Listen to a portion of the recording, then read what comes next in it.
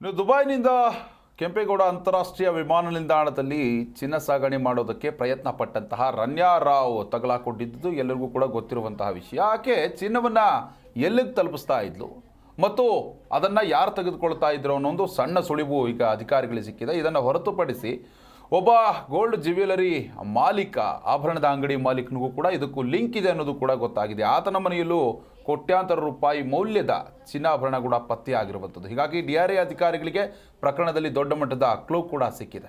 ಈ ಬಗೆಗಿನ complete details ಎಲ್ಲಿದೆ?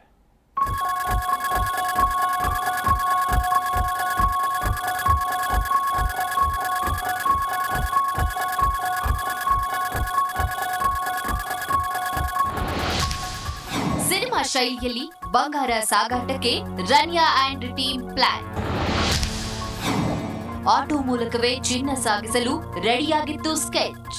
ಎಸ್, ಗೋಲ್ಡ್ ಸ್ಮಗ್ಲಿಂಗ್ ಕೇಸ್ನಲ್ಲಿ ನಟಿ ರನ್ಯಾ ರಾವ್ ದುಬೈನಿಂದ ಅಕ್ರಮವಾಗಿ ತಂದ ಚಿನ್ನವನ್ನ ಯಾರ ಮೂಲಕ ತಲುಪಿಸುತ್ತಿದ್ಲು ಅನ್ನೋ ರಹಸ್ಯ ಭೇದಿಸಲು DRI ಅಧಿಕಾರಿಗಳು ಮುಂದಾಗಿದ್ದಾರೆ.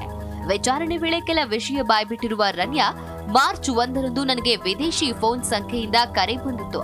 ಕಳೆದ 2 ವಾರಗಳಿಂದ ನನಗೆ ಅಪರಿಚಿತ ವಿದೇಶಿ ಸಂಖ್ಯೆಗಳಿಂದ ಸಾಕಷ್ಟು ಕರೆಗಳು ಬಂದಿವೆ. ಫೋನ್ ಮಾಡಿದವರು ದುಬೈ ವಿಮಾನ ನಿಲ್ದಾಣದ ಟರ್ಮಿನಲ್ 3ರ ಗೇಟ್ ಎಗೆ ಹೋಗಲು ನನಗೆ ಸೂಚಿಸಿದ್ರು.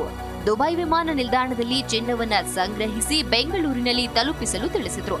ನಾನು ದುಬೈನಿಂದ ಬೆಂಗಳೂರಿಗೆ ಚಿನ್ನವನ್ನ ಕಳ್ಳ ಸಾಗಣೆ ಮಾಡಿದ್ದು ಇದೇ ಮೊದಲು.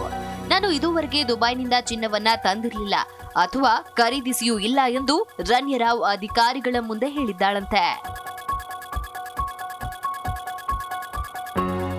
ಅಂದಹಾಗೆ ಮಾರ್ಚ್ 3ರಂದು ದುಬೈ ವಿಮಾನ ನಿಲ್ದಾಣದ ಟರ್ಮಿನಲ್ 3ರಲ್ಲಿ ರನ್ಯಾ ರಾವ್ಗೆ ಬಿಳಿ ಮೈಕಟ್ಟಿನ ಎತ್ತರದ ಮನುಷ್ಯನೊಬ್ಬ 17 ಗಟ್ಟಿಯಿದ್ದ ಚಿನ್ನದ ಬಾಕ್ಸ್ ಅನ್ನ ಕೊಟ್ಟು ಹೊರಗೆ ಸಾಗಿಸಬೇಕು ಎಂದು ಹೇಳ್ತಾನಂತೆ. ಬೆಂಗಳೂರಿನ ವಿಮಾನ ನಿಲ್ದಾಣದಿಂದ ಹೊರಗಡೆ ಹೋದ ಮೇಲೆ ಸರ್ವಿಸ್ ರಸ್ತೆಯಲ್ಲಿ ಆಟೋ ಬಂದು ನಿಂತಿರುತ್ತೆ. ಅದರಲ್ಲಿ ಇರುವ ವ್ಯಕ್ತಿಗೆ ಚಿನ್ನ ಕೊಡಬೇಕು ಎಂದು ಹೇಳಿ ಅಲ್ಲಿಂದ ಹೊರಟಿದ್ದಾನೆ. ಆ ಬಾಕ್ಸ್ ಜೊತೆಗೆ ಬ್ಯಾಂಡೇಜ್ ತೆಗೆದುಕೊಂಡು ಶೌಚ ಗೃಹಕ್ಕೆ ಹೋಗಿ ಮೈ ತುಂಬಾ ಅಂಟಿಸ್ಕೊಂಡು ಬರುವಾಗ DRI ಅಧಿಕಾರಿಗಳಿಗೆ ಸಿಕ್ಕಿ ಬಿದ್ದಿದ್ದಾಳಂತೆ. ಆದಾಗ್ಯೂ ತನಗೆ ಫೋನ್ ಕರೆ ಮಾಡಿದವರು ಯಾರೆಂಬುದು ತಿಳಿದಿಲ್ಲ ಎಂದು ರನ್ಯಾ ಹೇಳಿದ್ದಾಳೆ. ಅಲ್ಲದೆ ಕರೆ ಮಾಡಿದವರು ಆಫ್ರಿಕನ್ ಅಮೆರಿಕನ್ ಉಚ್ಚಾರಣೆಯನ್ನ ಹೊಂದಿದ್ರು ಎಂದಿದ್ದಾಳೆ.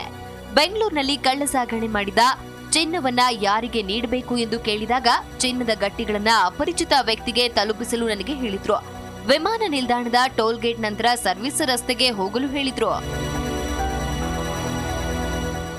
ಅಲ್ಲಿ ಸಿಗ್ನಲ್ ಬಳಿಯ ಆಟೋ ರಿಕ್ಷಾದಲ್ಲಿ ಚಿನ್ನವನ್ನ ಹಾಕಬೇಕಿತ್ತು.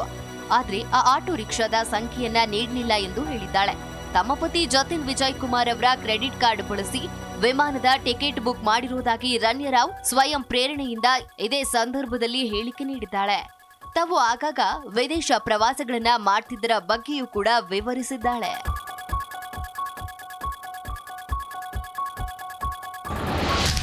ನಟಿ ಗೋಲ್ಡ್ ಕೇಸ್ಗೆ ವೈಟ್ ಗೋಲ್ಡ್ ಮಾಲೀಕನ ನಂಟು.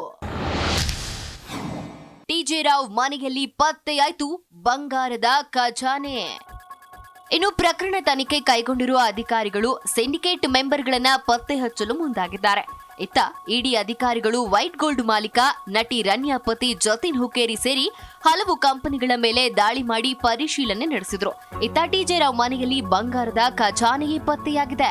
ಇದರಲ್ಲಿ ಗೋಲ್ಡ್ ಸ್ಮಗ್ಲಿಂಗ್ ಕೇಸ್ಗೆ ಸಂಬಂಧಿಸಿದ ಚಿನ್ನ ಎಷ್ಟು ಅಸಲಿ ಅನ್ನೋದು ಅಧಿಕಾರಿಗಳ ತನಿಖೆಯಿಂದ ತಿಳಿದು ಬರಬೇಕಾಗಿದೆ. Vishwanath N Harihara, Zee Kannada news, Bengaluru. Zee Kannada news ಈಗ ನಿಮ್ಮ ಮನೆಯಲ್ಲೇ ನೋಡಿ. ಎಲ್ಲ ಕೇಬಲ್ಗಳಲ್ಲಿ ಈಗ ಲಭ್ಯ. ನಿಮ್ಮ ನೆಚ್ಚಿನ ಜಿ ಕನ್ನಡ ನ್ಯೂಸ್ ಈಗ ಸನ್ ಡೈರೆಕ್ಟ್ ನಲ್ಲಿ number 292, Tata play number 1664, Jio TV number 1334, NXT digital number 30, in cable number 30, city networks 51, U digital number 162, GTPL number 17, Rockline telecommunications number 42, Shri Basaveshwara cable number 168, rural cable network 60, Vinayaka digital 57, Abhishek cable 821, city channel 53, Siddeshwara cable network 57, V4 digital Infotech 628, Surya digital networks 53, Gajanan digital number 836, Malnad Infotech private limited number 56, Metrocast number 830, Victory digital number 167ರಲ್ಲಿ ನೋಡಿ ಆನಂದಿಸಿ.